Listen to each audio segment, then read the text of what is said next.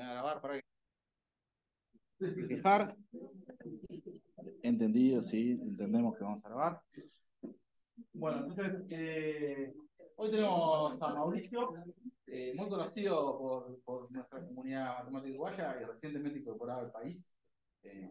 Nos va a hablar, Mauricio está en la Universidad Católica del Uruguay, y nos va a hablar sobre sumas de cuadrado y tiempos de salida en funciones estocásticas. Así que adelante, Mauricio, y gracias por aceptar que tuvimos que insistir un poquito. Ay, pobre, se estaba mudando. Apenas pudo, dijo que sí, apenas se instaló. Tuvimos que insistir poquito. Ah, poquito.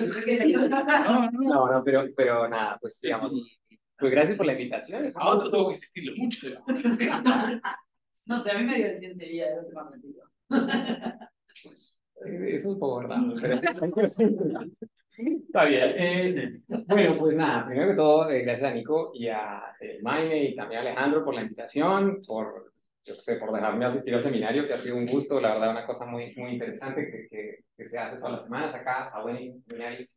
Y de lo que les quiero contar hoy es como una mezcla entre dos áreas que están en principio bien lejanas, que son sumas de cuadrados, que es una parte de la geometría algebraica real, y por otro lado, difusiones de Ito, que es un tema, digamos, que ha sido central en mi seminario, es una cosa que aparece una y otra vez, entonces pensé que era un tema simpático. Y de lo que les voy a contar es trabajo conjunto con mi colega Mauricio Junca en los Andes y con Didier Henrión del CNRS en Toulouse, que es principalmente expositorio. De hecho, va a estar partido como en dos partes. La primera parte voy a contarles algunas cosas y nuestro objetivo y la razón por la que escribimos el paper es porque nos encontramos por accidente unas pruebas mucho más sencillas de las que hay de, digamos, casos especiales de una teoría general y pensamos que para hacerla accesible a más gente valía la pena escribirlo. Entonces, la primera parte es un poco sobre eso. Y la última parte sí tiene algún, digamos, contenido muy reciente de innovación, que es un trabajo con Didier sobre el canal de Cristóbal Larbu, pero ya veremos. Entonces, la idea es que sea una charla introductoria y como tiene tantas partes, pues un buen segmento de la charla va a ser como construir preliminares. Entonces, primero voy a intentar contarles qué son las difusiones de Ito, de pronto para algunos que no sean expertos en eso. Después vamos a hablar del problema central del que vamos a hablar en esta charla, que es entender cómo sale una difusión de un conjunto dado. Digamos, exit times. Después voy a contarles cómo ese problema se puede formular en términos de espacios de medidas y después voy a hablar del método de momentos del hacer, que es una manera de... El espacio de medidas es una cosa en dimensión infinita, de la cual uno básicamente escribe letras, es muy difícil hacer algoritmos con eso, pero resulta que se puede aproximar mediante una familia de espacios vectoriales de dimensión finita que van creciendo y esas aproximaciones se pueden tratar algorítmicamente, se pueden resolver con métodos de optimización semidefinida. Entonces, lo que va a pasar es vamos a formular el problema como una cosa en dimensión infinita y luego vamos a intentar aproximarlo con dimensión finita y resolverlo con un computador. Y por último está el problema de densidades. Aquí queremos entender cómo sale una difusión de un conjunto dado y la mejor respuesta puede ser en términos de una densidad y queremos ver cómo utilizar el computador para reconstruir esas densidades. Entonces ese es el plan de la charla. Entonces, empecemos con esto. ¿Qué son las difusiones de Ito? Pero antes que nada, déjenme contarles el contexto en el que vamos a trabajar. Entonces, tenemos un espacio ambiente Rn, y n siempre va a denotar la dimensión de ese espacio. Tenemos un campo vectorial fijo, B minúscula, que si quieren es como un montón de flechas en ese Rn, hay una flecha en cada punto. Después tenemos una familia de matrices invertibles, que para cada punto de ese espacio nos produce una matriz de n por n. Entonces deben pensarla como una matriz cuyas entradas son funciones, y yo evalúo esas funciones en un punto, y eso se vuelve matrices, y de esas matrices lo único que voy a pedir es que sean invertibles. Y adicional a eso tenemos un conjunto K adentro de Rn, que es compacto y regular. Regular quiere decir que es la clausura de su interior, y imaginemos que tiene un interior conexo. Y además de eso vamos a pedir un punto x0 adentro del conjunto. De pronto alguien tiene marcadores que me puedan prestar. Como para complementando. Sí, para la gente del Zoom no se puede ver eso, pero capaz que... Bueno, Así, entonces el contexto en el que vamos a querer trabajar es ese. Entonces yo tengo un espacio ambiente, Rn, que vamos a pintarlo dos-dimensional por falta de dimensión. Esto lo tenemos aquí en campo vectorial, y adentro tenemos un conjunto K, imaginémoslo así, y en este conjunto K tomamos un punto fijo x0, desde donde todos nuestros procesos van a iniciar. Esa es la idea, y además de eso tengo el B mayúscula y el B minúscula, como dijimos antes. Sí. La B mayúscula, para cada punto es una matriz diferente, sí, es una familia de matrices que va cambiando. Ahora vamos a ver qué voy a hacer con esas cosas. Lo que me dice que esas son invertibles. Sí. Sí, por ahora son matrices invertibles, una en cada punto, y entre ellas no hay ninguna relación, salvo que varían, digamos, de manera hasta infinito, si quieres. Entonces, con esos datos vamos a construir lo que se llama una ecuación diferencial estocástica. Ahorita vamos a ver qué significa eso, pero por ahora lo que quiero es que vean cómo se arma. Uno pone el campo vectorial multiplicado por dt y la matriz multiplicada por d omega t, donde omega t es un movimiento browniano en Rn. Y pedimos que ese proceso estocástico empiece en el punto x0 que tenemos aquí. Entonces, ¿qué diablo significa eso? La primera vez que uno lo ve es muy confuso. Entonces vamos a intentar entender qué es una ecuación diferencial estocástica, intentando primero entender qué es una ecuación diferencial normalita. ¿Sí? Y dar un punto de vista que luego nos va a permitir generalizar ecuaciones diferenciales estocásticas que sean fáciles. Entonces, ¿qué es una ecuación diferencial? Entonces, la diferencia entre esta y esta es que borré el término estocástico. El de omega t se desapareció, y entonces tenemos una ecuación diferencial normal, o mejor, con un valor inicial. Y lo que yo quiero es pensar que esa cosa que está escrita ahí realmente son instrucciones para construir una función que va del intervalo 0t en Rn.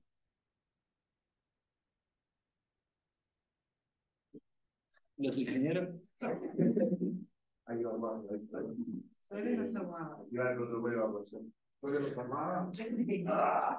¿qué pasó? Sí, el séptimo. Tengo que yo piso, no salimos. Te cuento, interrumpo. En Toronto lo pasó esto. Dije, claro, ¿dónde estaba? Terminé la cosa que salgo, agarro el termo y cuando salgo fui el último del edificio a salir y todo lo perdiendo. Simulacro de. Pero yo tengo una edad.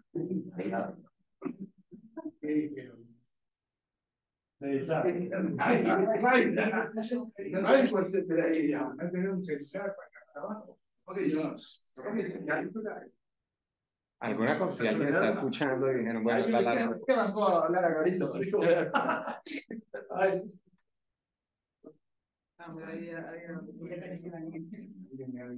Bueno, voy a seguir de manera muda. Por probabilidad, no pasa nada. Está bien, suficiente para personas que creen que no pasa nada y pago.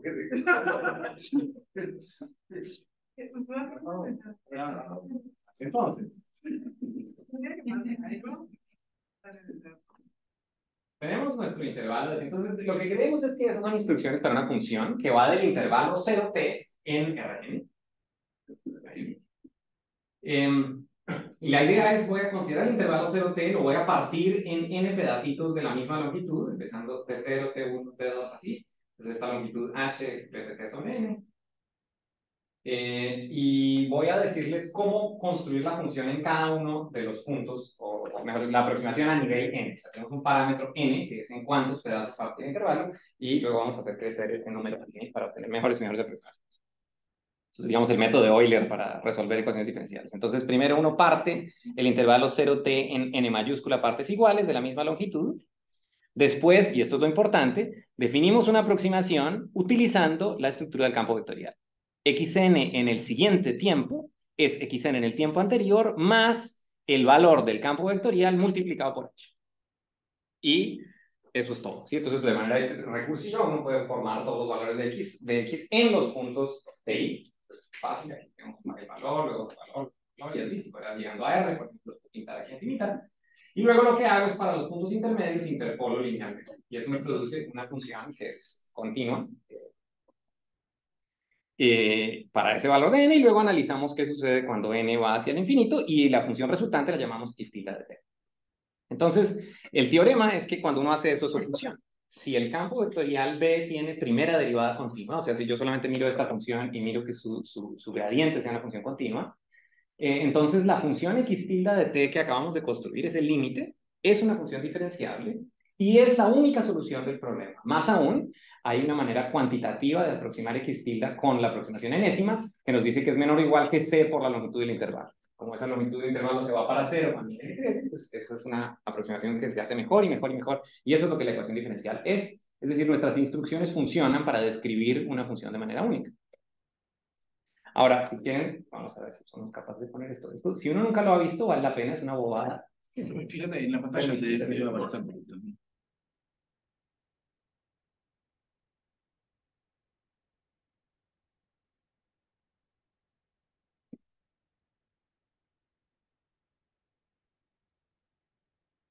Entonces,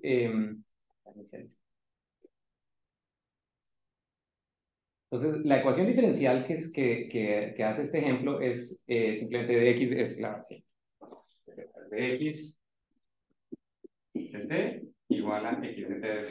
Es decir, y' igual a y. ¿Sí? O sea que la solución es la exponencial, que es la que está punteada en esa gráfica de ahí. Y lo que ven aquí en rojo es la aproximación cuando uno toma el intervalo, lo parte en 3 pedazos iguales, pero observen si uno aumenta el número de pedazos, ¿qué es lo que pasa? Se vuelve súper buena. De hecho, la puse demasiado rápido y este año el ejemplo. Aquí hay uno que claro, se parece un poco más y luego uno lo sube un poco más y ahí sí queda igualita, si lo hacen acá, ya, claro, se pierde el suspenso. Y ahí se ve igual. Sí, esa es como la idea. Por supuesto, esto es un esquema de primer orden. Uno podría utilizar las expansiones de segundo orden y hacer un esquema más eficiente, o run o lo que sea, pero pues eso es lo que es. Y una ecuación diferencial solamente son instrucciones para crear una función. De hecho, cuando resolves x punto igual a x de la exponencial, sí. si hacías el efecto de Euler, te da la serie de potencias. Ah, no sabía. Eso es una manera de construir una expansión. La suma de 1 sobre t de la n. Ya. Está en el libro de Arnold. Ajá, entiendo. Eso está excelente. Y supongo que aquí, bueno, pues ahora, ¿qué es lo siguiente? Vamos a pensar lo mismo, pero ahora con una ecuación diferencial estocástica. Entonces, ¿qué es una ecuación diferencial estocástica? Entonces, la diferencia es que ahora son instrucciones ya no para construir una función, sino un proceso estocástico. Para cada instante t, eso nos va a producir una variable aleatoria x de t en nuestro espacio. Y lo que tengo que contarles es cómo se construye esa variable aleatoria. Y el método es muy parecido, en realidad. Uno empieza su intervalo de 0 a t, lo parte en pedazos iguales, y luego define la siguiente recursión. Esta es bien importante. Entonces, ¿cómo empieza uno? Igual que hacíamos en el caso determinista. xn gorro en el siguiente tiempo, tk más 1 de los que están pintados ahí, es el xn que teníamos en el tiempo anterior, más el valor del campo vectorial multiplicado por h, ese movimiento lineal, hasta aquí es lo que teníamos antes, y aquí es donde se pone interesante la cosa. Vamos a hacer lo siguiente. Vamos a producir unas variables aleatorias dk, independientes y con la misma distribución, donde la distribución es hacerlas gaussianas con media 0 y varianza h por la identidad. ¿Sí? Entonces yo sampleo esas n variables gaussianas, n mayúscula, van a estar una para cada paso. Y lo que hago es que el proceso estocástico, como lo tenía, también le sumo el valor de mi matriz en el punto anterior multiplicado por dk. Esto es muy importante. El valor de la matriz lo evalúo al principio del intervalo, en el punto tk. Si yo, en el caso determinista, evalúo en cualquier punto del intervalo, en el límite el resultado es el mismo. Para ecuaciones diferenciales estocásticas eso no es verdad. Si yo escojo, por ejemplo, el punto medio, obtengo una teoría de integración estocástica totalmente distinta que la teoría de Stratonovich. Y a la izquierda sería la teoría de Ito, que es la que tenemos, y todas las propiedades que vienen, si ustedes ven cualquier propiedad en la difusión, eso se prueba, si uno lo piensa así, es inmediata. Por ejemplo, toda difusión es una martingala. El valor esperado de esto del lado derecho es 0. Es tipo, todo es inmediato de esta descripción. Es realmente muy sencillo.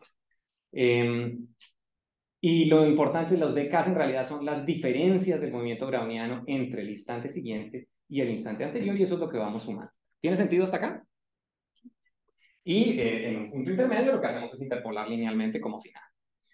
Entonces, eso nos permite hacer realizaciones, y si ustedes miran esas realizaciones, por ejemplo, esto lo bajé de algún sitio de internet, lo pirateé de Medium, y es un movimiento browniano geométrico, que es algo de lo que hablamos en varias charlas del seminario. Entonces, dxt es mu por x de t de t, más, observen, tiene una parte estocástica. Entonces, como es estocástica, cuando yo hago este proceso varias veces, lo que voy a producir son varias trayectorias distintas, y por eso el dibujo se ve así. Cada realización de ese proceso me da una trayectoria. Y como ven, sobre todo si se fijan en el instante final, la distribución de las posiciones es muy diferente, o sea, hay muchas más en el centro y muchas menos en los extremos, o sea, ese proceso estocástico tiene una distribución que uno quiere, y el teorema es que, ahorita volvemos a eso, que son dibujitos, pero el teorema análogo a lo que vimos antes es primero que todo el teorema de Ito, que lo pueden encontrar en las notas de Evans de ecuaciones diferenciales estocásticas, que son excelentes y están online. Si te pone Evans Stochastic Differential Equations, esa es la manera de uno aprender esto, porque ahí está todo probado como se debe.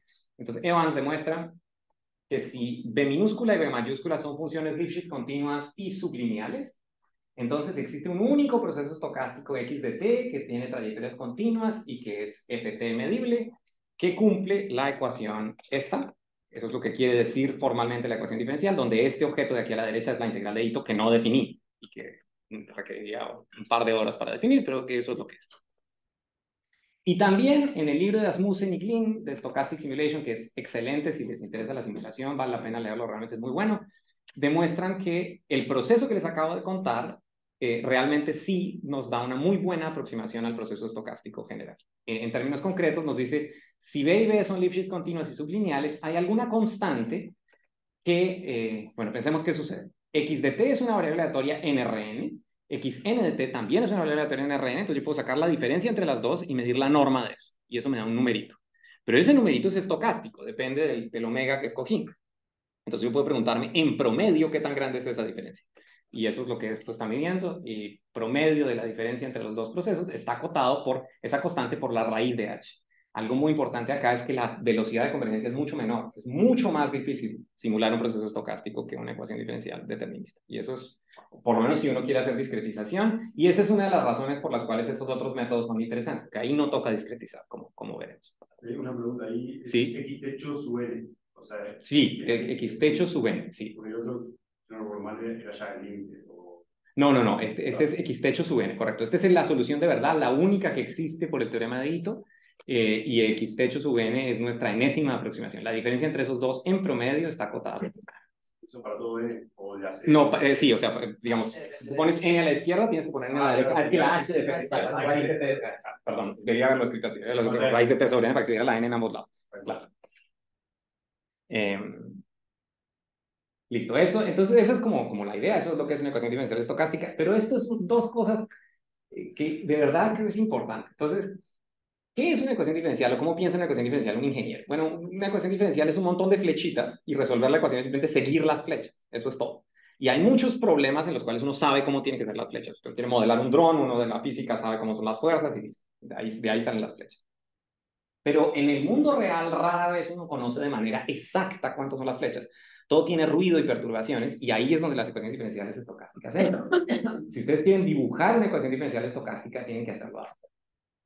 Lo que sucede, estos elipses que están puestos acá, lo que hacen es que nos dan una medida de nuestra incertidumbre sobre las flechas reales del proceso. ¿Ok?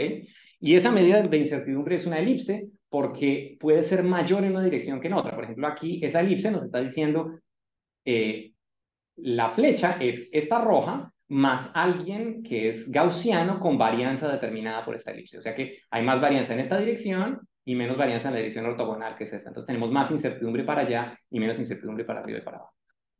Y esa incertidumbre nos va a dar una familia de trayectorias y eso es lo que el proceso estocástico es. ¿Sí? Entonces, si quieren un modelo, si quieren crear un modelo de ecuaciones diferenciales, que así es como lo pensaban los ingenieros originalmente, lo que hay que hacer es eso, es pensar el campo de elipses es lo que esa matriz B nos está dando, esa familia de Bs, y el campo de flechas es lo que la B minúscula nos da. Esa es como la idea. Eso es lo que son. Entonces, si quieren un modelo estocástico, es fácil, agarren su modelo determinístico cualquiera y pongan unas bolitas donde crean que hay incertidumbre y eso les da un modelo de este tipo. Bien, entonces eso es lo que son ecuaciones diferenciales estocásticas. ¿Preguntas? Señor, ¿me repetís? Profesor, es la matriz, la función B grande lo que codifica eso. Exacto, la B traspuesta por B inversa es W traspuesta, B traspuesta, B inversa, W menor o igual que 1, es el dibujo de la elipse. Sí, lo tengo exacto. Y eso es la... bien, entonces ahora, problema principal de la charla. O sea, acá un conjunto compacto y regular, volvemos a esta situación, nuestro K. Tenemos ahora un proceso estocástico que arranca en X0, entonces vamos a mirar así. Está saliendo así. está avanzando y se devuelve y hace cosas de proceso estocástico, hace lo que quiere. Y eventualmente, y quiero además, porque quiero hacer geometría teórica, que B y B mayúscula sean funciones polinomiales. Las entradas de la matriz son polinomios, las entradas del vector son polinomios. Y queremos entender, definimos el tiempo de parada, es el primer instante en el que el proceso estocástico toca la frontera. Y ese es nuestro tau. Definimos nuestro tau, que es el tiempo de parada. Y sobre ese tiempo de parada hay dos cosas que quiero entender. Primero que todo, ¿por dónde sale la difusión de la frontera? ¿Sí? Entonces, claro, la respuesta a esa pregunta no es por aquí, eso nunca va a pasar, el proceso es estocástico, entonces a veces sale por allá, a veces sale por aquí, y dependiendo de qué hace, pues lo que sucede al final es que uno tiene como una probabilidad en la frontera. Yo querría saber cuál es la probabilidad de que la difusión salga a través de un pedacito dado, para cualquier pedacito. Eso sería la mejor respuesta a por dónde sale XT de K. Y segundo, cómo se comporta XT antes de salir de K, ese ya les muestro. Entonces, sí, entonces, más formalmente buscamos lo que se llama la medida de localización de salida en la frontera. Nuestro primer objeto que querríamos es esta medida en nuestra estrella. ¿Sabes que siempre sale? Sé que siempre sale, sí. ¿Qué Sí. condiciones hay que ver? Digamos, si todo es polinomial, con que las matrices sean siempre invertibles, ya es una garantía de que sale por compasión. Eso es, pero sí, en general es una cosa que es difícil. Que, digamos, solamente puedo hacerlo en casos muy generales donde esté seguro, pero si me das una cosa un poco por fuera de esas hipótesis, no tengo ni idea si vale. No, si la varianza no se te hace cero y que el proceso se duerme, entonces bueno, claro, tienes razón, porque la probabilidad de que en un solo salto salga es positiva. Entonces, si eso ocurre, si uno le da suficiente tiempo, claro, tienes toda la razón. Digo, aún que si saca la randomización, puede que no salga. Claro. No, la randomización es fundamental, es justo lo que es la varianza de la randomización. No sabes en qué tiempo. Exacto, no sabes en qué tiempo, pero sabes. De acuerdo. Yo creo que ni siquiera puede llegar a infinito por el mismo argumento. Si la varianza es positiva. No, si la varianza es positiva, salís con probabilidad 1. Eso, exacto. Lo que puede pasar es que la esperanza de ese tiempo sea fea. Pero yo creo que siempre tiene que ser finita. Eso no lo sé, eso de hecho tengo que preguntar. Sí, por lo menos si los coeficientes son decentes, yo pensaría que eso es así. Porque la aproximación finita son seguro. Exacto, ahí es donde me yo como los pido sea infinito, no me preocupa para nada. Eso exacto, me preocupa mucho. Digo, estaba pensando que las órbitas sean circulares.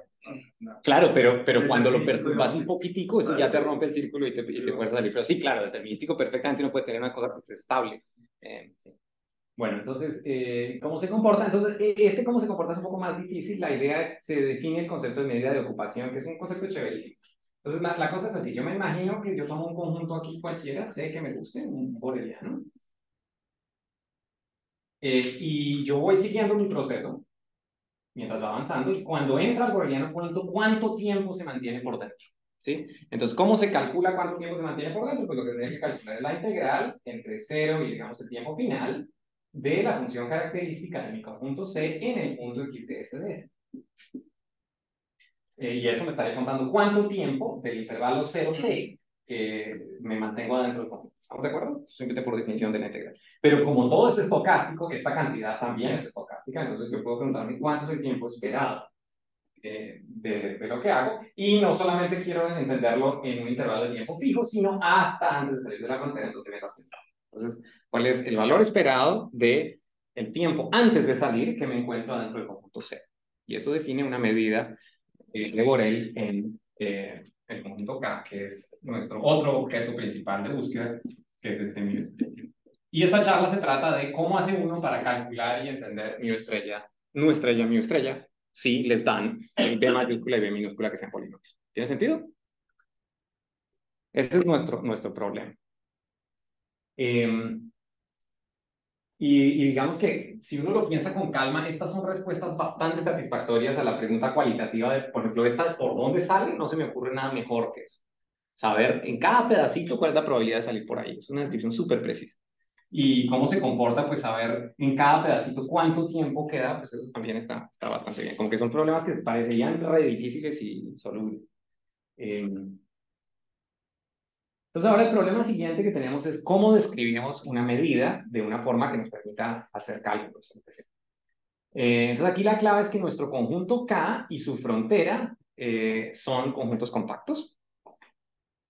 Y entonces definimos C de K, el conjunto de funciones continuas de K a los reales, y ese conjunto lo dotamos con la norma del supremo para que se vuelva un espacio de Banach. Y recordamos del curso de análisis que una vez tomamos, el teorema de representación de Riesz, ¿cierto? Que realmente a lo largo de los años yo he aprendido a apreciar el teorema de representación de Riesz. Al principio, cuando me lo dijeron, no, yo no entendía en qué sentido esto sirve para algo. O sea, son dos conjuntos ambos irrelevantes. Eso como pues, pero no, resulta que es mucho mejor, no irrelevantes, pero ambos difíciles de entender, quiero decir. Pero resulta que no, el teorema de representación de Riesz es increíble. Nos dice que hay dos correspondencias muy importantes en un conjunto compacto. Primero, las medidas signadas de Borel, finitas, me faltó, corresponden con las funciones lineales acotadas de este espacio CK en R. Y segundo, las medidas positivas de Borel, las que he llamado hasta ahora medidas, las medidas normales, corresponden con los operadores de CK en R que son positivos. No con todos los operadores, porque todos los operadores corresponden a medidas arbitrarias, sino me refiero a los operadores que son positivos. Entonces recuerden que el concepto de operador positivo es lo siguiente. Yo tengo la colección de funciones sobre K, y yo digo que una función lineal, algo que mande una función sobre K en un número, es un operador positivo si cuando yo le meto una función que asume solamente valores positivos, me resulta en un número positivo. ¿Tiene sentido esto? ¿Sí? Y claro, ¿esto por qué es útil? Es útil porque a la derecha uno tiene objetos algebraicos. El conjunto de funciones lineales de un espacio vectorial en R tiene una suma y tiene una estructura que uno puede utilizar. Y en el segundo, los positivos son un conjunto convexo. Entonces tiene una geometría esto. Y por eso el lado derecho es algo que se puede usar y es tratable y es muy útil, mientras que el lado izquierdo son unas cosas, un conjunto ahí de medidas que no dice nada. Por supuesto, uno puede traer para atrás la norma y realmente mostrar que hay una isometría, o sea que en el fondo no importa, pero al pensarlos como operadores lineales, todo se simplifica, porque hay una geometría detrás y entonces se pueden hacer cosas. Bien. Entonces, de pronto, la existencia, de la manera como la dije, existen correspondencias. Déjenme contarles cuál es la correspondencia, es una cosa re fácil. Si yo les doy a ustedes una medida mu en un conjunto cualquiera, lo que uno puede hacer es considerar la operación que es integrar con respecto a esa medida mu. ¿Sí? Esa operación, que vamos a llamarla L mu, recibe una función y produce la integral de esa función contra la medida. Y eso es una operación lineal, o sea, si yo tengo mi medida mu en las medidas positivas en mi conjunto K, o ni siquiera positivas, en las medidas arbitrarias, yo puedo definir L mu como algo que recibe una función y produce un número. Como en el colegio uno recibe una función y produce la integral. Eso es todo lo que está diciendo. Integral sobre K. Bueno, como, digamos, como en algún momento en el pasado uno definió el concepto de integral. Entonces, bueno, Pete, se lo dije, cacha. Bien, entonces, claro, entonces cuando uno mira estos operadores, es claro que si yo le meto una función positiva, cuando yo integro, lo que me va a salir es un número positivo, porque integrar es solo promediar con ciertos pesos, ¿sí? Pero el contenido del teorema de representación de Riesz es que de hecho esas desigualdades, pedir que el mu de f es mayor o igual que 0 para todo f mayor o igual que 0, caracteriza el espacio de medidas. Y eso es un teorema muy profundo y difícil. Entonces, la colección de medidas positivas se puede entender como los LMUs o los operadores L que son no negativos en funciones, ¿no? Ahora, ¿eso cómo nos ayuda? Pues nos ayuda porque como el LMU es una operación lineal, pues uno sabe que uno puede capturar una operación de ese tipo a partir de su vector de momentos. ¿Sí? Yo simplemente construyo una base de mi espacio, miro los valores de ese operador en una base y termino. El problema, por supuesto, es que este espacio de funciones continuas es muy difícil de escribir o incluso de imaginarse una base para CDK. Existe por una base de Hammel, digamos, por un teorema de conjuntos existe, pero con eso no se puede hacer mucho. Pero tenemos también muy impresionante teorema de Stone-Weierstrass, que nos dice que si el conjunto en el que estamos trabajando es un compacto, como este o como su frontera, la colección de polinomios restringidos acá son un subconjunto denso de las funciones continuas. Y eso quiere decir que yo no necesito todos los momentos, no tengo que saber cuánto vale L en toda una base de ese espacio gigante, sino me basta saber cuánto vale L en todos los polinomios, o si quieren incluso, me basta saber cuánto vale L en todos los monomios. ¿Sí? Y entonces por eso uno más bien, para describir medidas, lo que hace es, se concentra en entender los momentos polinomiales de esa medida. Y si uno está en un conjunto compacto, esas dos cosas son exactamente lo mismo. Eso no es verdad si el conjunto no es compacto. Hay un montón de teoría dificilísima, incluso en la recta, para entender. Pero sobre los compactos todo se simplifica y uno puede hacerlo así. Entonces, si volvemos a nuestro problema principal, ¿qué es lo que está pasando? Bueno, yo tengo estas medidas, nu estrella y mu estrella, y si yo quiero entender cómo son los L's de esas medidas, eso es lo que está escrito ahí. Si ustedes me dan una función cualquiera en la frontera, y yo integro sobre la frontera G contra esta medida nu estrella, lo que estoy obteniendo por construcción es el valor esperado de G de X tau. Eso es lo que es. Esa es la definición de la medida nu estrella. Y por otro lado, si ustedes me dan una medida, me dan una función G aquí adentro, o sea que para cada punto nos diga un cierto valor, y yo integro esa función contra la medida mu estrella, lo que estoy haciendo es calcular el valor esperado de la integral entre 0 y el stopping time tau de G de X de T. Bien. Entonces el problema se vuelve cómo aproximar los momentos polinomiales de grado acotado por R para... Ah, bueno, no, claro. Perdón. Sí. Esas dos desigualdades son porque la definición es para funciones características. Sí, sí, tienes razón. Una característica lineal, límite. Exacto. Sí, simplemente por teoría de integración de siempre, la definición que habíamos dado en funciones características implica que para toda función continua, por ejemplo, esto es verdad. Entonces, claro, pero entonces...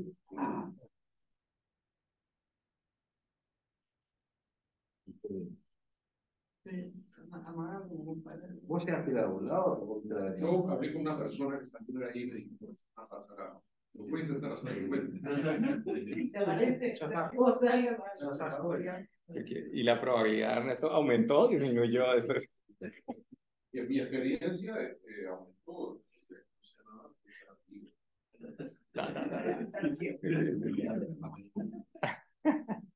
Bien. Ok, entonces, claro, queremos calcular los momentos, si quieren, de todos los monomios, pero pues vamos en orden porque son infinitos, entonces vamos a acotarlos. Vamos a mirar monomios de grado a lo más R para diferentes valores de R y eso va a ser lo que vamos a intentar hacer. Ahora, algo importante es que aunque es una lista finita, hay bastantes de ellos.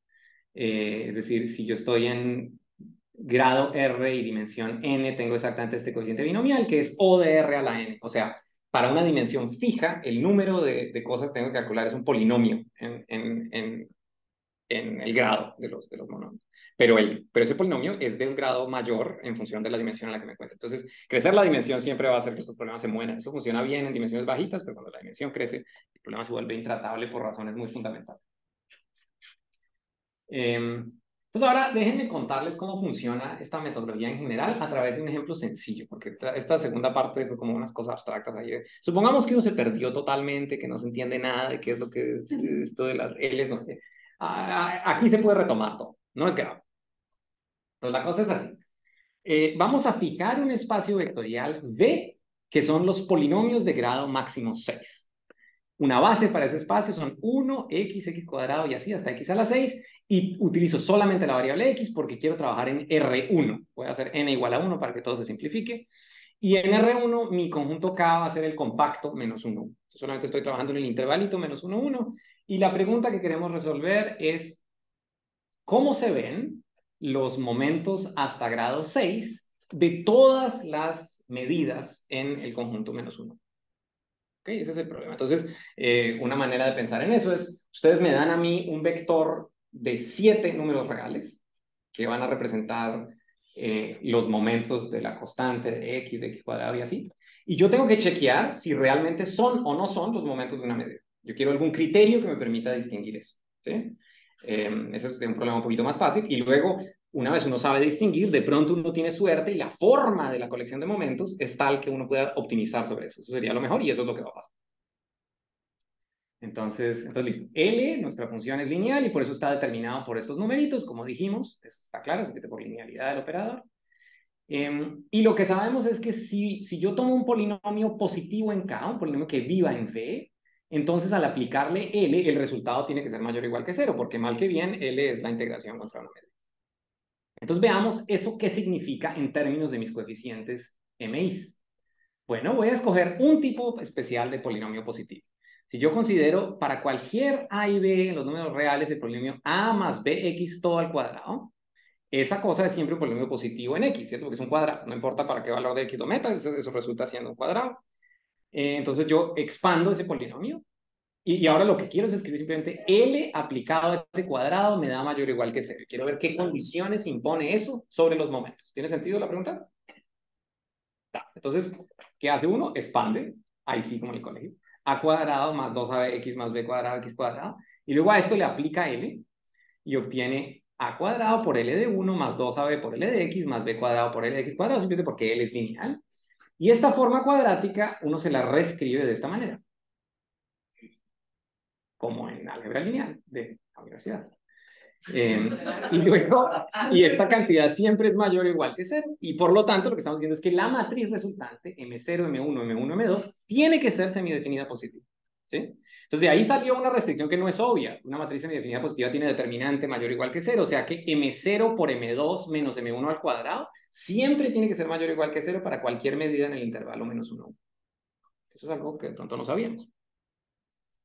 Entonces, claro, listo. Esto me funcionó y me dio una restricción para estos polinomios tan sencillos que fueron simplemente los cuadrados que involucran la constante y la x. Entonces, algo que uno puede preguntarse es, bueno, ¿cómo son todos los polinomios positivos? No solamente este que encontré, sino todos los posibles que viven ahí adentro.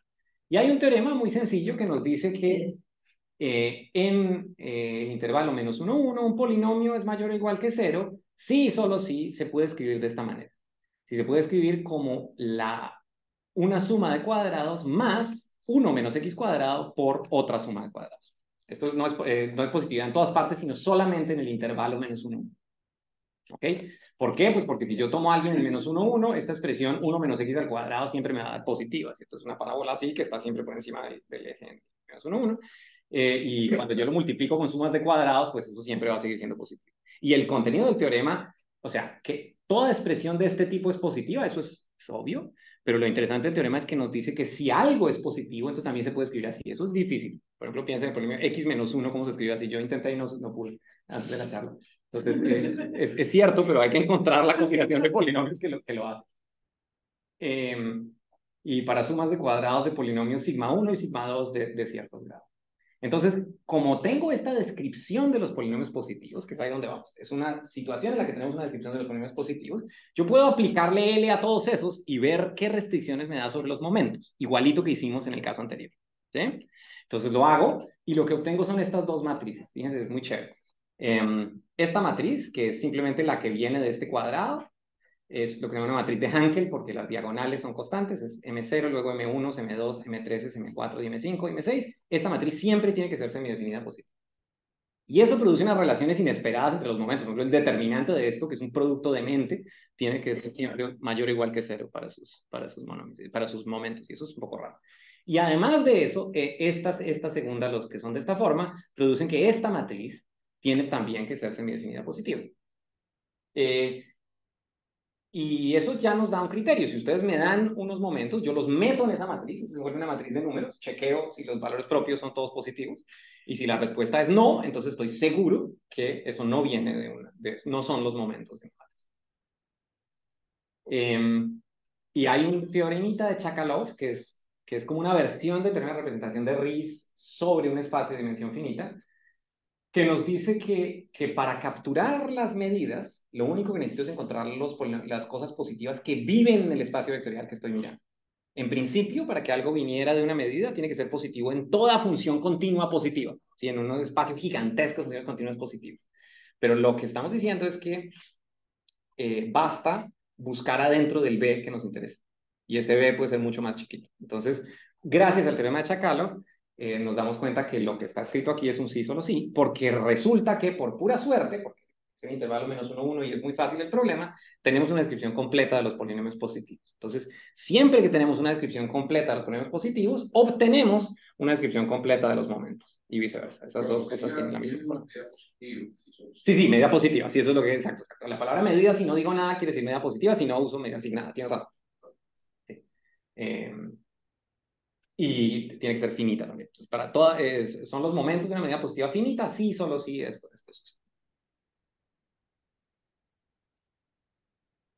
Entonces logramos resolver nuestro problema. Y estas condiciones que encontramos son muy, muy buenas. Por un lado, nos permite decidir si los momentos, si una colección de números son o no son momentos de una medida, que era lo primero que queríamos, pero también nos permite entender la colección de todos los momentos, que es simplemente mirar las soluciones de este sistema de desigualdades matriciales,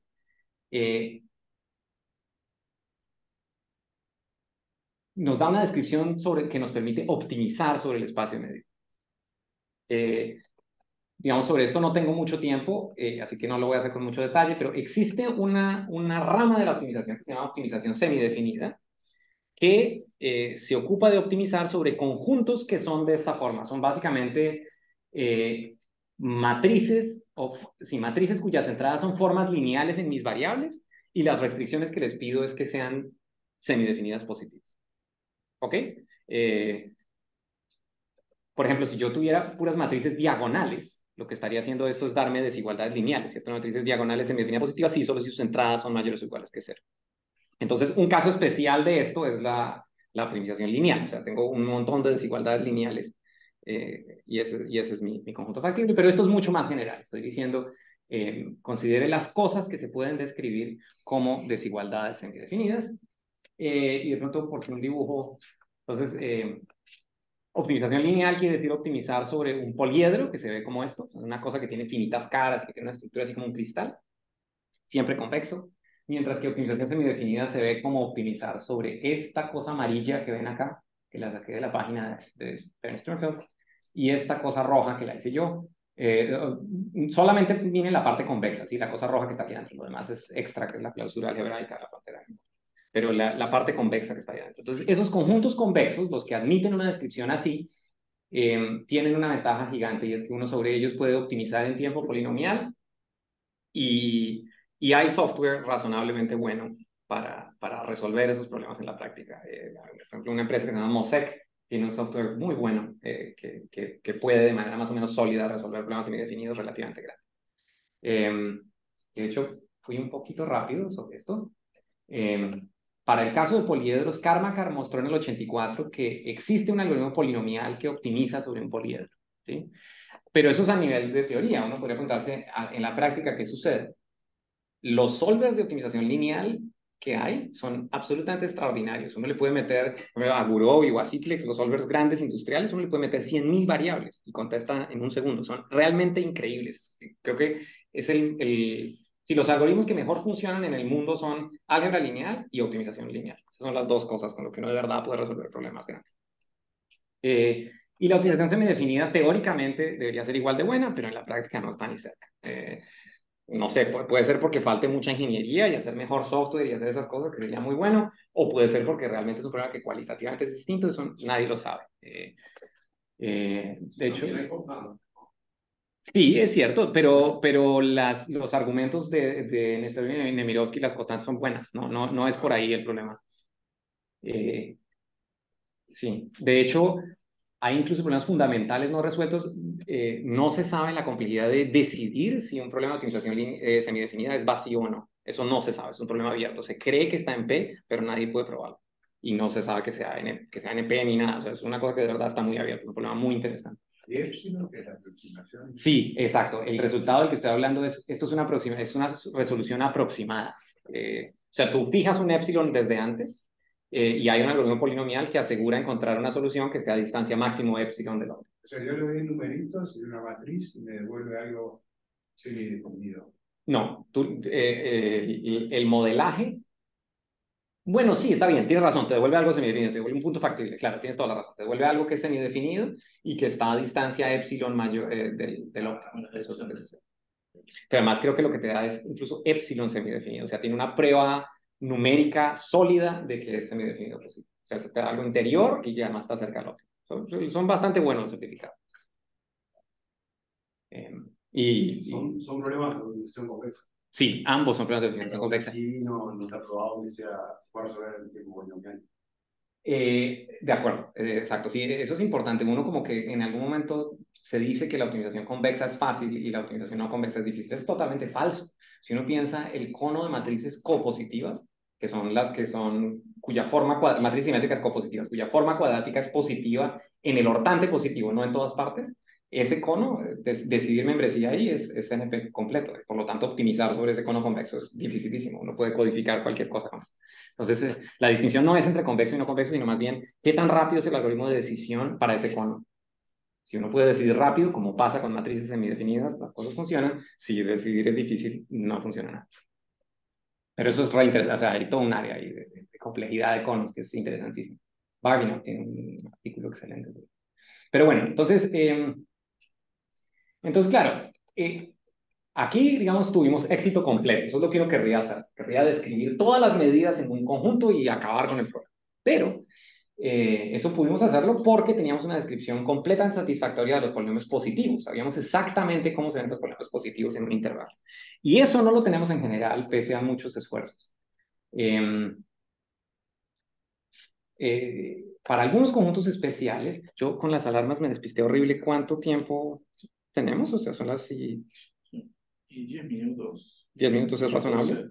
No sé cuánto crees que te queda. Digamos 15 minutos. Está bien. Eso sí, yo espero que sí. Entonces, bueno, ¿cuál es la idea? La idea es que en el intervalo sabemos todas las funciones positivas. Y en estos conjuntos semialgebraicos básicos que les voy a contar, sabemos cómo aproximar todas las funciones positivas. No las sabemos exacto y por lo tanto no podemos de manera exacta definir todas las medidas, pero sí podemos aproximarlas y esa aproximación nos va a servir para optimizar. ¿Okay? Entonces déjenme contarle qué son esos conjuntos básicos cerrados semialgebraicos. Lo peor que tiene es el nombre, pero son una cosa muy sencilla. Son simplemente ustedes escogen una colección de polinomios y miran el sitio donde los polinomios son mayores o iguales que 0. ¿Sí? Entonces, por ejemplo, x cuadrado más y cuadrado, o mejor, 2 menos x cuadrado más y cuadrado, mayor o igual que 0. Eso es una bola, es eso. Es una descripción de un conjunto mediante desigualdades polinomiales. Y decimos que un conjunto de esos está acotado explícitamente si tenemos una desigualdad explícita que nos dice que está metido en una bola de radio R. ¿Qué son los alfas? Son simplemente los puntos. Tienes razón, debería haber puesto alfas aquí a la derecha. Son los alfas en Rn, tales que h1 de alfa es mayor o igual que 0, hasta hm de alfa es mayor o igual que 0. Tienes razón, es un typo. Debería haber x a la izquierda o alfas a la derecha, una de las dos. Bien. Entonces el conjunto se llama explícitamente acotado si una de estas desigualdades es una cota explícita, de la forma, la norma es máximo 2. O lo que sea. Entonces, si tiene una descripción que sea explícitamente acotado, tenemos el siguiente teorema de Putinar de los 90. Putinar es un profesor de Santa Bárbara, muy activo, que dice lo siguiente. Lo primero es que miremos las expresiones que están aquí a la derecha, son idénticas a lo que ya usamos de el intervalo. ¿Sí? Noten que los sigma i's son sumas de cuadrado y por lo tanto son positivos en todas partes. Y los HJ son unos polinomios que no son positivos en todas partes, pero son positivos en K, por definición, porque K son los sitios donde esos polinomios son positivos. ¿Sí? Entonces, yo tomo un punto de K y lo evalúo en esta función, sin duda me va a dar un número positivo, porque estoy sumando cosas positivas más coeficientes positivos por cosas positivas. Entonces, el resultado de todo eso es positivo. El contenido del teorema de Putinar es que cualquier polinomio estrictamente positivo se puede representar de esa manera. Eso simplemente no es verdad para polinomios que tienen ceros. ¿Sí? Tiene que ser estrictamente positivo. No puede tener un cero en el conjunto. Pero eso es lo único que falta. ¿Sí? Si uno toma un polinomio f y le suma epsilon, entonces ya admite una representación de Putinar. Entonces, por eso es que realmente es bastante satisfactorio. No es perfecto, pero está bastante bien. Y eso nos permite hacer aproximación. Entonces, claro, el problema es que el teorema no nos dice nada sobre los grados de los multiplicadores sigma j. ¿Sí? Si f es un polinomio de grado chiquito, puede que para poder expresar su no negatividad, yo tenga que poner sumas de cuadrado de un grado enorme que luego se cancelan. Cuando uno multiplica, suma y resta, todo se muere y a la izquierda nos produce un f chiquitico. Entonces, eso demuestra que f es positivo, pero esa demostración involucra subir hasta grados muy grandes que luego se cancelan. Entonces, como uno no sabe nada sobre los grados, lo que hacemos es que partimos el problema en diferentes grados y definimos Q de K sub R como las expresiones de esta forma donde todo el mundo tiene grado máximo R. ¿Sí? El grado de los productos individuales es máximo R y el grado de esta suma es máximo R. Entonces, y dejo crecer el R para intentar capturar más y más polinomios estrictamente positivos.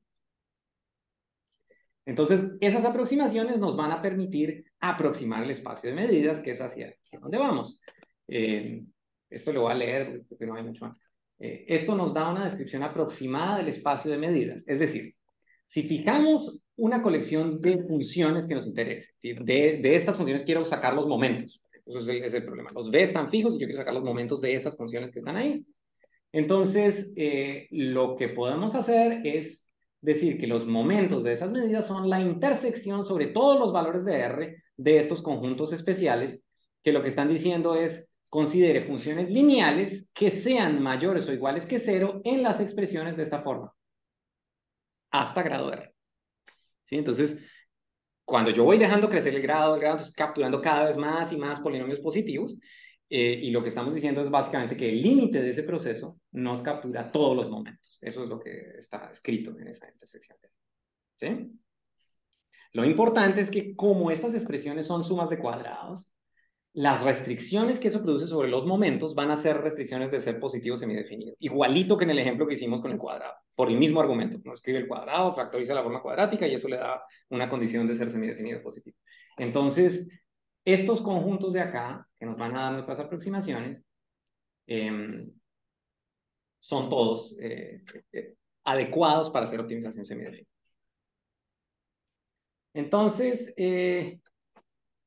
claro, esto nos lleva a lo que se llama el método de momentos, por el cual al hacer le dan el Gran Premio INRIA en 2021, que es una metodología, digamos, casi universal para resolver millones de problemas. Y la metodología funciona siempre así. Paso número 1, escribimos el problema que queremos como uno de optimización sobre espacios de medidas. Eso es lo primero. Convertir el problema que uno tiene en un problema sobre medidas, en dimensión infinita, horrible. Luego, aproximamos el espacio de medidas mediante los duales de polinomios positivos, utilizando el teorema de Putinar, que eso nos ayuda cuando cae semialgebraico. Y tercero, resolvemos los problemas aproximados resultantes con un solver de optimización semidefinida. Una pregunta, Alejandro. ignorante. ¿Sí? El borde, que vos querés ver la NU, el Sí. borde también es semialgebraico. Siempre es unión de semialgebraicos.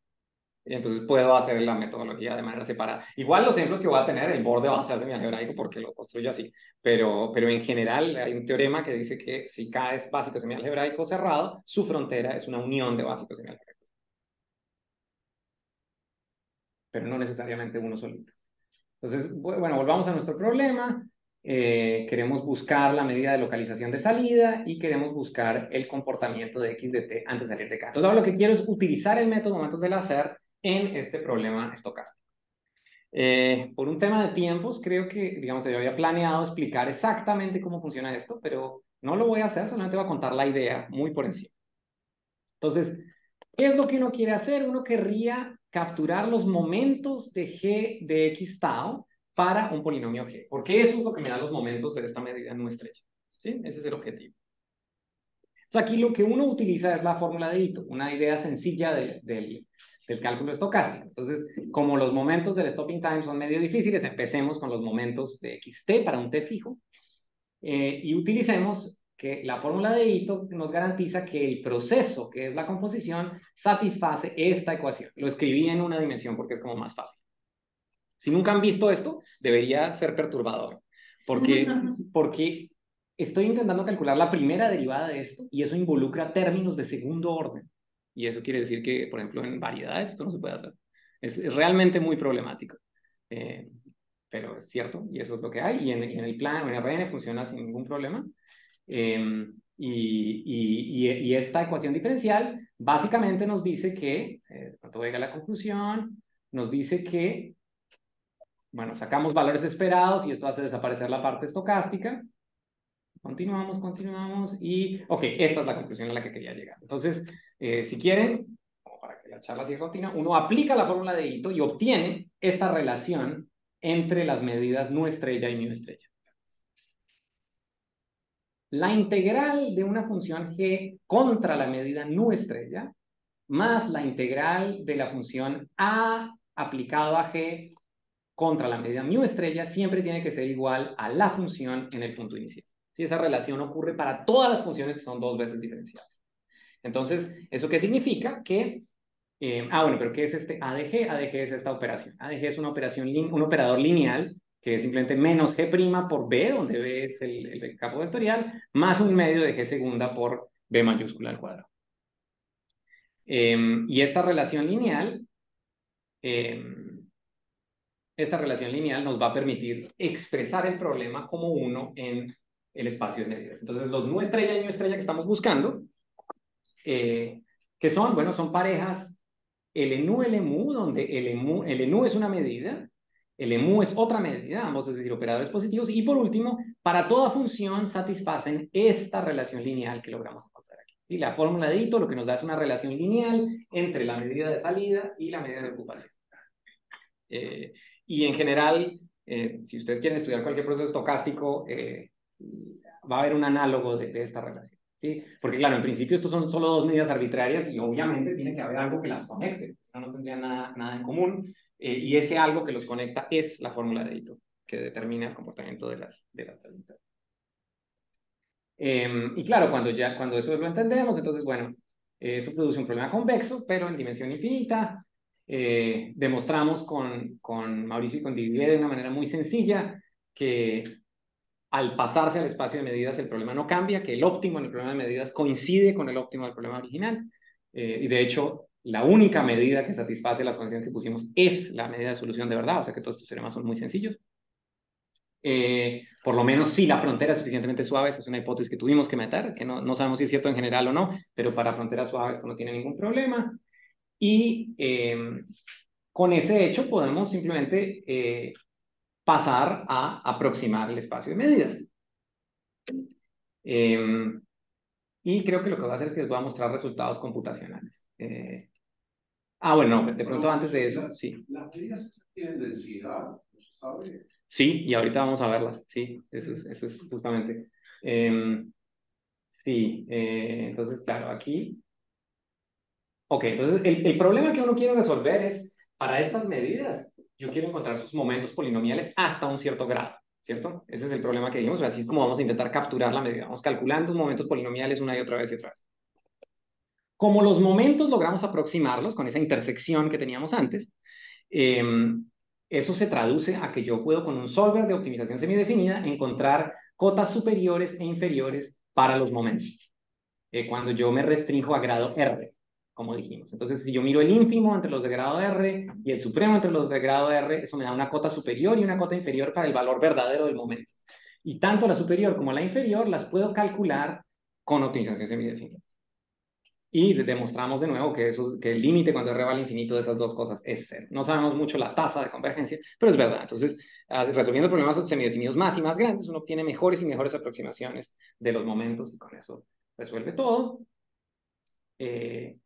Bueno, esta gráfica no es muy interesante, entonces déjenme más bien mostrarles cómo se ven las densidades. Entonces, por ejemplo, voy a pensar en un problema bien sencillo. Voy a decir, sea X de T el movimiento browniano empezando aquí. Digamos, tenemos el movimiento browniano empezando en el origen. No en el origen, el movimiento browniano empezando aquí, en el punto 1,5,0. Y yo quiero ver cómo se comporta saliendo de la voluntad. Eso queremos pintar. Y este dibujo es justamente la densidad que obtenemos. La curva azul es cuando miro los momentos solamente de un grado bajito, luego comienzo a subir los grados de los momentos y mi aproximación a la densidad, que eso no se los conté, cómo paso de los momentos a la densidad, me va dando eso. Y la moradita última es indistinguible de la solución analítica, que en este caso se puede calcular. Pero se sabe que tiene densidad en general. Se sabe que tiene densidad en general el problema, no lo sé. Yo estoy asumiendo, digamos, lo que sé es que si la tiene, este procedimiento la produce, pero no lo sé. Yo diría que sí, pero no estoy seguro. Habrá que dar condiciones de regularidad. Yo creo lo mismo. Sí, pero lo que pasa es que en mi contexto, los coeficientes siempre son C infinito, no son solo polinomios. Entonces, por eso yo creo que el resultado es verdadero, es gratis, digamos. Eso siempre debe suceder. ¿Cómo es ahí? O sea, el cero, digamos, corresponde. Sí, esto es trigonométrico. O sea, decimos que cortar la frontera, este es el ángulo cero, y lo que estás viendo es como la corté por acá, y lo que estás viendo es esto estirado. Entonces, en cero, la probabilidad de salir crece. Porque tú no esperas, como estoy más cerquita de acá, es mucho más probable salir hacia allá que salir hacia el otro lado. Y la curva de probabilidad es exactamente la misma. ¿Perdona? Y ahora la siguiente es, bueno, ¿cómo se ve la ocupación adentro del disco? Esto me parece re bonito. Esa es la ocupación adentro del disco. ¿Sí ven? Se ve, uno como que ahí entiende el proceso estocástico, cómo se comporta. Entonces, sí, esa es la medida de ocupación adentro.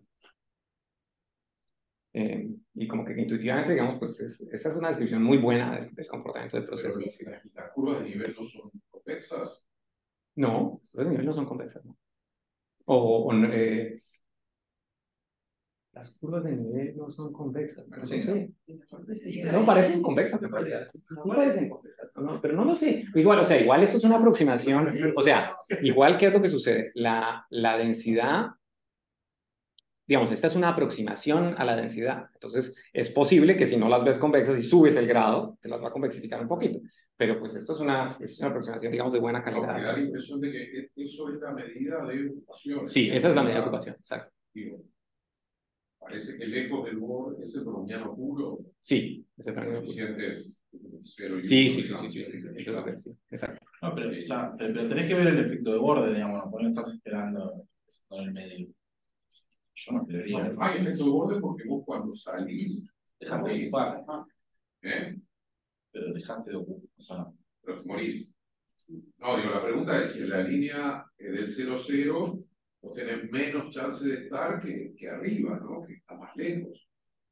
Pero pareciera que sí, ¿no? O sea, es Sí, claro del lo dibujo. dice. Sí, es claro del dibujo, eso sí. Bueno, pero esto, claro, esta es una difusión muy sencilla donde uno puede hacerlo analíticamente. Entonces, déjenme mostrarles una más interesante. Aquí, por ejemplo, aquí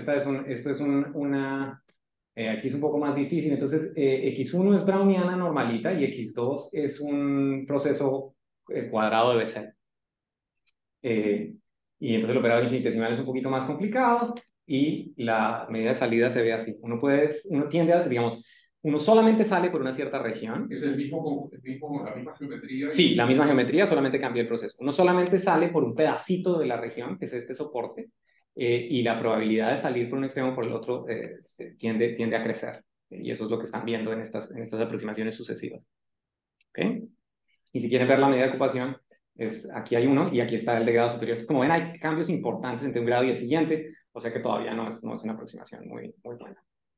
Este dibujo está todavía en proceso, esto es lo que estamos haciendo con Didier actualmente, así que no estoy 100% seguro de que sea correcto todavía, pero eso es la idea. No debería ser simétrico, no entendí bien cuál era el proceso.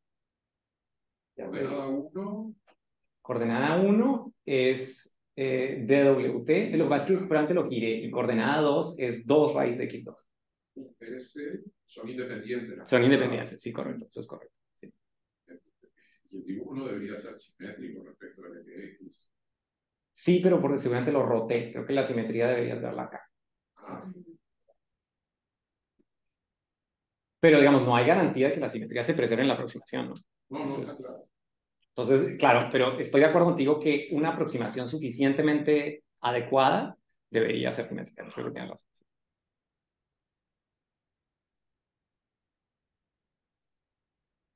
Así que tal, esa es como la idea. Entonces el punto es, sí, resumiendo, uno puede plantear una ecuación diferencial estocástica y entender los tiempos de salida en términos de una resolución iterativa de problemas de optimización semidefinida.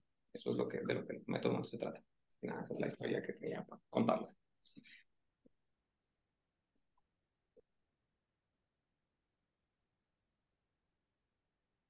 bueno, preguntas antes de que suene la alarma.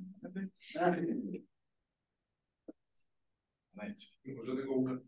No es lo que quiero, digo, la charla es preciosa y va a discusión ahí en vivo, pero la pregunta es, ¿no se puede hacer algo parecido con el EPS? Si hay densidad, digamos, Sí, por supuesto que sí. Sé que Didier tiene un grupo de gente que está haciendo eso. Así que sí, estoy seguro que se puede hacer igual con EDPs. Se puede hacer incluso con problemas de control. Yo he hecho cosas con control ordinario y conviertes todo en problemas de medidas y lo resuelves así, funciona bien. Control de ecuaciones diferenciales. Ecuaciones ordinarias, sí, exacto.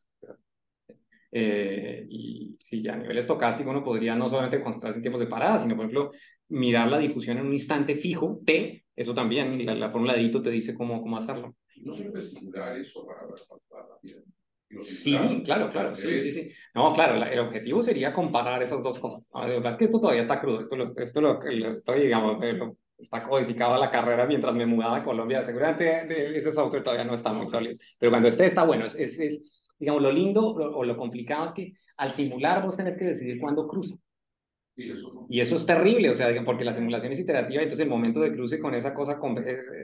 Entonces, si quieres que eso no importe, tendrías que subir el n enormemente, pero como la tasa de convergencia es bajita, es ese H, esas simulaciones son muy imprecisas. Y, por ejemplo, nunca te van a dar cosas diferenciables bonitas como esto. Entonces...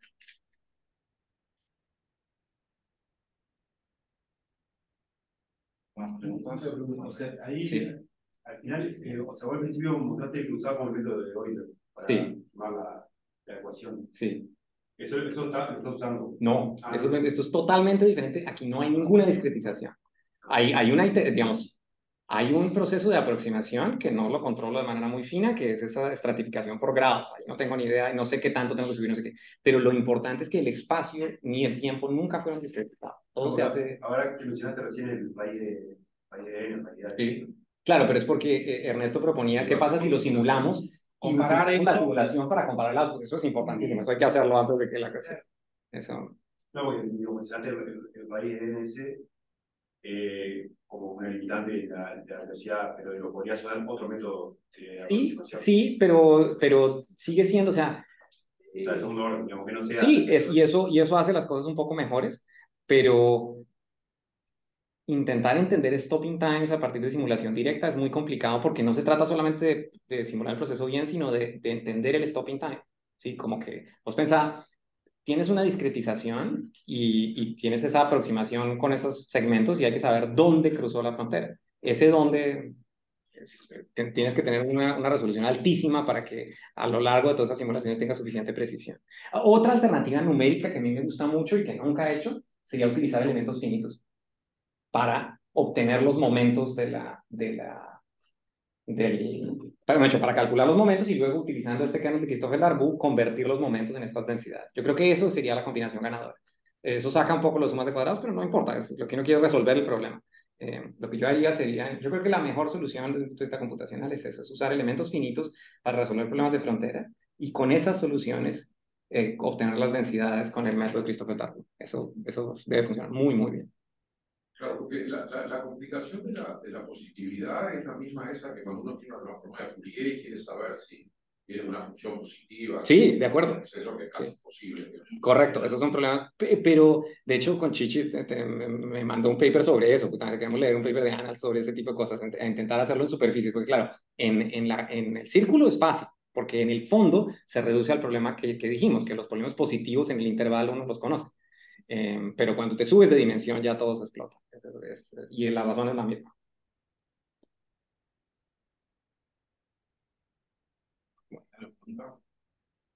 Bueno, muchas gracias de nuevo, Mauricio.